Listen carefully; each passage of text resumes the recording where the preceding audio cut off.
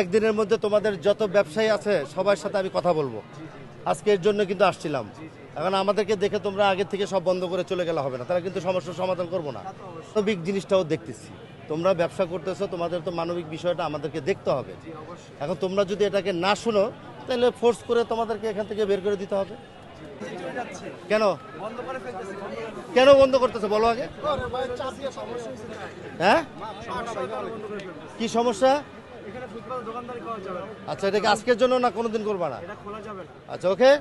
আচ্ছা, তুমি যেহেতু বুঝতে পেরেছো তোমাকে ধন্যবাদ। তুমি এই যারা ফুটপাতে ব্যবসা করে তোমার শত পরিচিত আছে, আগামী কবে করবেন আপনি বলছেন?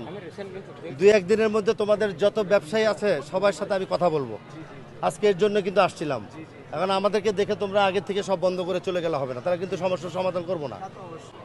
সমস্যার সমাধানের জন্য আসছে, তোমরা যদি কথা না শোনো তাহলে ওইটা অন্যভাবে করতে হবে, কিন্তু তখন তোমরা কেউই ভাবে বুঝতে পারবে না। আমরা মানবিক জিনিসটাও দেখতেছি, তোমরা ব্যবসা করতেছো, তোমাদের তো মানবিক বিষয়টা আমাদেরকে দেখতে হবে। এখন তোমরা যদি এটাকে না শোনো তাহলে ফোর্স করে তোমাদেরকে এখান থেকে বের করে দিতে হবে। তাহলে ঠিক আছে, এটা মাথায় রাখো এবং তোমার মাধ্যমে যত পরিচিত আছে সবাইকে বলবা। আমরা অন্য জায়গায় একটা ব্যবস্থা করে দিব, সেখানে তোমরা ব্যবসা করবা, বাট ফুটপাতে কোনো ব্যবসা করা যাবে না।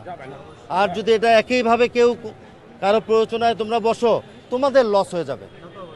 মাননীয় প্রধানমন্ত্রী বলেছে যে ওরা তো যেহেতু গরিব মানুষ, মানবিক কারণে তার সাথে কথা বলে তাদেরকে একটা ব্যবস্থা করে দাও এবং জনগণের যাতে হাঁটাচলা করতে কোনো সমস্যা না হয়, দুইটা চিন্তা করেই আমি আজকে এই কারণে আর তোমাদের কাছে আসছি। এখন তোমরা আমাদেরকে দেখে চলে যাচ্ছ, তাহলে তো লাভ হবে না বাবা, লাভ হবে সবাইকে। আমি যাওয়ার পরে সবাইকে বলবো এই কথাটা, ঠিক আছে?